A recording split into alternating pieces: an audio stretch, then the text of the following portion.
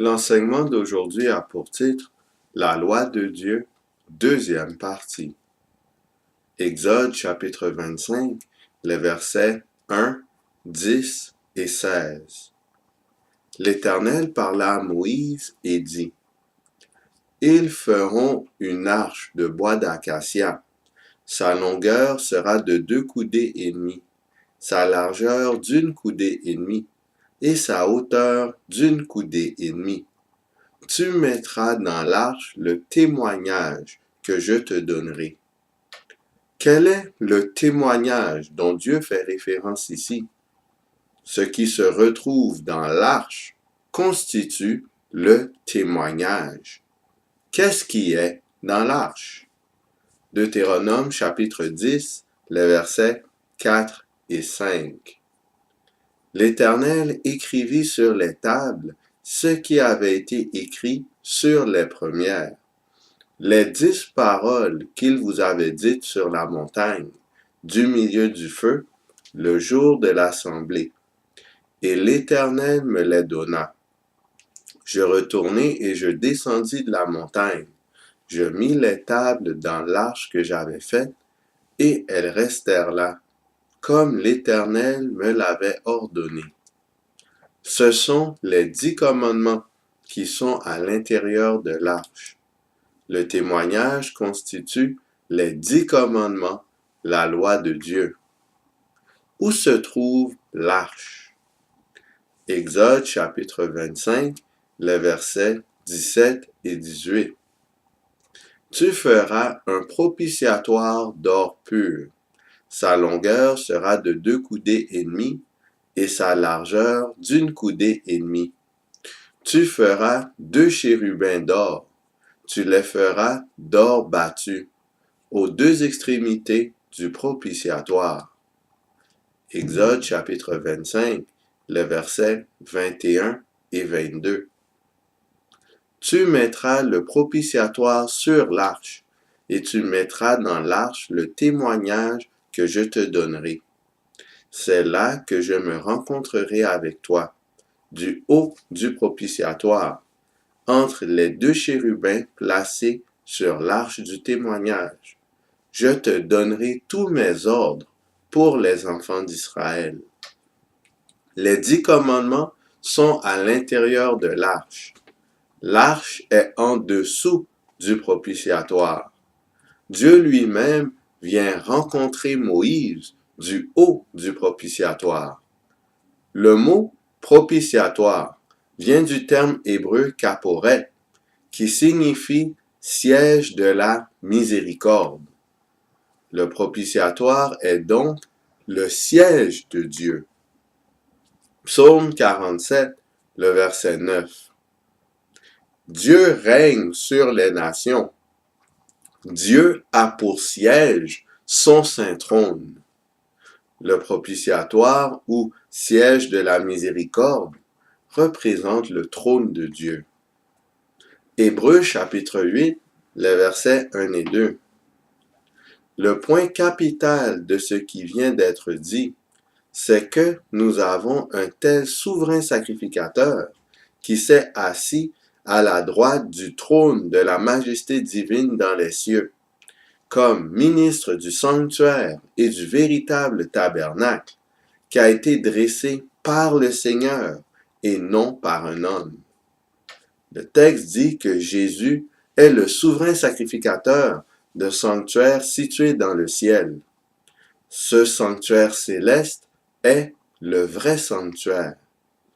Jésus s'est assis à la droite du trône du réel sanctuaire. Hébreux chapitre 8, le verset 4. S'il était sur la terre, il ne serait pas même sacrificateur, puisque là sont ceux qui présentent des offrandes selon la loi. Hébreux chapitre 7, le verset 14. Car il est notoire que notre Seigneur est sorti de Juda, tribu dont Moïse n'a rien dit pour ce qui concerne le sacerdoce. Jésus faisait partie de la tribu de Juda et non de la tribu de Lévi. Vu que le Christ n'était pas de la descendance d'Aaron, il ne pouvait pas être le souverain sacrificateur du sanctuaire terrestre. Le titre de Jésus comme souverain sacrificateur est donc uniquement applicable au sanctuaire céleste. À quoi ressemble le sanctuaire céleste? Hébreux chapitre 8, le verset 5. Lesquels célèbrent un culte, image et ombre des choses célestes, selon que Moïse en fut divinement averti lorsqu'il allait construire le tabernacle. Et soin, lui fut-il dit, de faire tout d'après le modèle qui t'a été montré sur la montagne. Le sanctuaire terrestre est une copie du sanctuaire céleste. Ce qui est dans le sanctuaire terrestre est également dans le sanctuaire céleste. Vu qu'il y a un sanctuaire céleste, il y a aussi un trône céleste sur lequel Dieu est assis. Voici les éléments du trône céleste. Le propitiatoire qui signifie siège de la miséricorde. Dieu est assis sur le propitiatoire car c'est son trône. L'arche de l'alliance. Celle-ci est située en dessous du propitiatoire. Les 10 commandements de Dieu. Ceux-ci sont localisés à l'intérieur de l'arche. À la base même du trône de Dieu se retrouvent les 10 commandements. Les 10 commandements constituent la base du gouvernement divin. Psaume 89, le verset 12.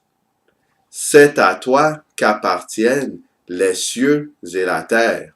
C'est toi qui as fondé le monde et ce qu'il renferme. Psaume 89, le verset 15. La justice et l'équité sont la base de ton trône.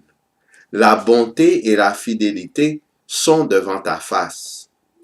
La justice et l'équité sont définies comme étant la base du trône de Dieu. Ainsi, les 10 commandements constituent la justice et l'équité du Créateur. Si quelqu'un souhaite changer les 10 commandements, il faut d'abord qu'il sorte Dieu de son trône. S'attaquer au commandement de Dieu, c'est donc s'attaquer au trône de Dieu. En bout de ligne, cela aboutit inévitablement à la guerre. Dans la prochaine étude, nous aborderons la transgression de la loi de Dieu. Sur ce, qu'allons-nous choisir? Est-ce qu'on choisit le camp de l'agneau? Est-ce qu'on agit et on pense selon la loi de Dieu? Ou est-ce qu'on choisit le camp du serpent?